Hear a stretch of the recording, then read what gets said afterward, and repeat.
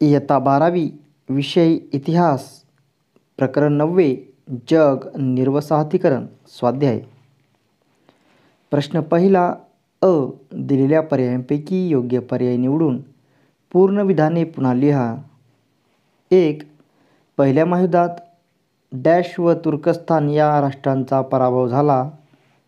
उत्तर. पर्याय आहेत अमेरिका, फ्रान्स, इंग्लंड, जर्मनी. तर याचं उत्तर असेल जर्मनी. पहिल्या महायुद्धात जर्मनी व तुर्कस्तान या राष्ट्रांचा पराभव झाला. 2. 1935 डॅश हा देश भारतापासून वेगळा करण्यात आला.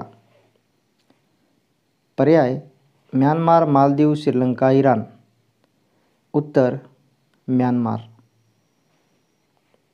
3. 1947 पहिली टिंबटिंब परिषद भरवली गेली. पर्याय ऐक्य आशियाई अटलांटिक मँचेस्टर.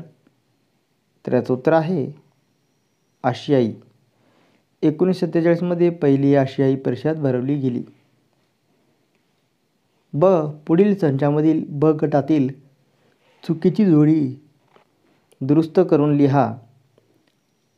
तर या गटामध्ये चुकीची जी जोडी आहे ती आहे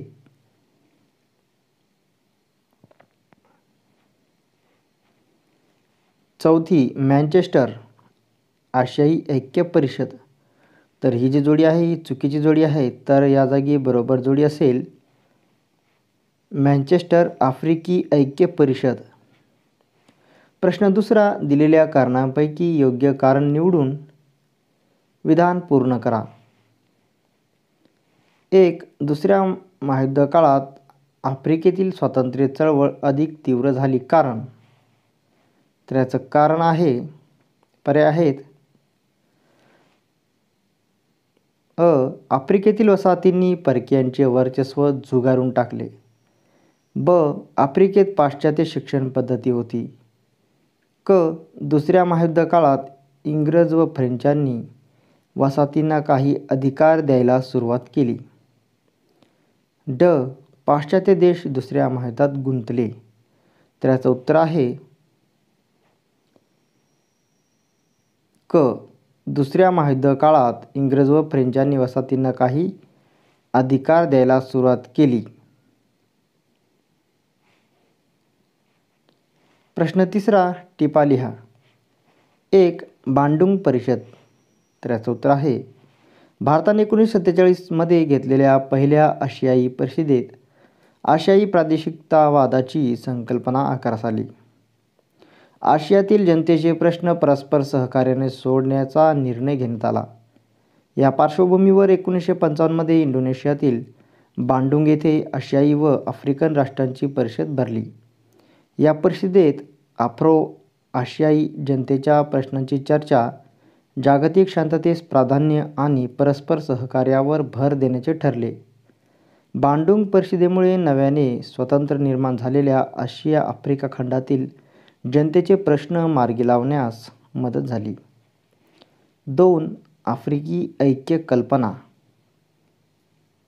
तर याचं उत्तर आहे आफ्रिकी ऐक्याचा विचार पहिल्यांदा मांडणाऱ्या H.S. विल्यम्स याने इसवी सन 1900 लंडन येथे पहिली अखिल आफ्रिका ऐक्य परिषद भरवली. या परिषदेला हजर असणाऱ्या W.E.B. द्युबुआ या कृष्णवर्णीय नेत्याने आफ्रिकी ऐक्य कल्पनेला चालना दिली. त्याने 1919 पॅरिस येथे अखिल आफ्रिका ऐक्य परिषद भरवली. त्याच्या पुढाकाराने पुढेही काही परिषदा भरवल्या गेल्या. या परिषदेमुळे आफ्रिका खंडात आफ्रिकी ऐक्याची कल्पना जनमानसात रुजू लागली. प्रश्न चौथा. पुढील विधाने सहकारण स्पष्ट करा. 1. ब्रिटिश आणि ब्रह्मदेश यांच्यात 3 युद्धे झाली. उत्तर. 1960 पर्यंत म्यानमार एकछत्री अंमलाखाली आणणाऱ्या येथील राज्यकर्त्यांनी मणिपूर जिंकून आसामवर ताबा मिळवला. या घटनेने ब्रिटिश व म्यानमार यांच्यात पहिले युद्ध झाले. म्यानमारमधील 2 इंग्रज नागरिकांना म्यानमारच्या राज्यकर्त्यांनी दंड ठोठावला. हे निमित्त करून ब्रिटिशांनी म्यानमारवर आक्रमण करून त्याचा काही भाग मिळवला. म्यानमारच्या थिबा राजाने फ्रान्सशी वाढत चाललेला संबंध व ब्रिटिश व्यापारी कंपनीला केलेला दंड या कारणावरून तिसरे ब्रह्मयुद्ध झाले. या युद्धाने ब्रिटिशांनी संपूर्ण म्यानमार आपल्या नियंत्रणाखाली आणला. अशा रीतीने ब्रिटिश अंमलाखाली प्रदेशांचे संरक्षण करणे व म्यानमारचा प्रदेश मिळवणे या उद्देशाने ब्रिटिश व ब्रह्मदेश यांच्यात 3 युद्धे झाली. 2. दुसरे महायुद्ध संपताच निर्वसाहतीकरणास अधिकच वेग आला. उत्तर: दुसऱ्या महायुद्धाने वसाहतवादी राष्ट्रांचे कंबरडे मोडले. इंग्लंड व फ्रान्स कमकुवत झाल्याने त्यांचे वसाहतीवरील नियंत्रण कमी झाले.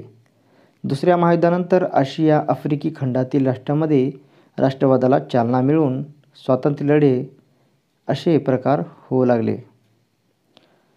पाश्चात्य शिक्षणाचा प्रभाव, त्यातून मिळालेले स्वातंत्र्य, समानतेची मूल्ये, लोकशाही पद्धतीबद्दलचे आकर्षण यामुळे जनतेत जागृती घडून चळवळी तीव्र झाल्या. या कारणामुळे इंग्लंड, फ्रान्सने या देशांना अधिकार देण्यास सुरुवात केली. त्यातून निर्वसाहतीकरणाला अधिक वेग आला.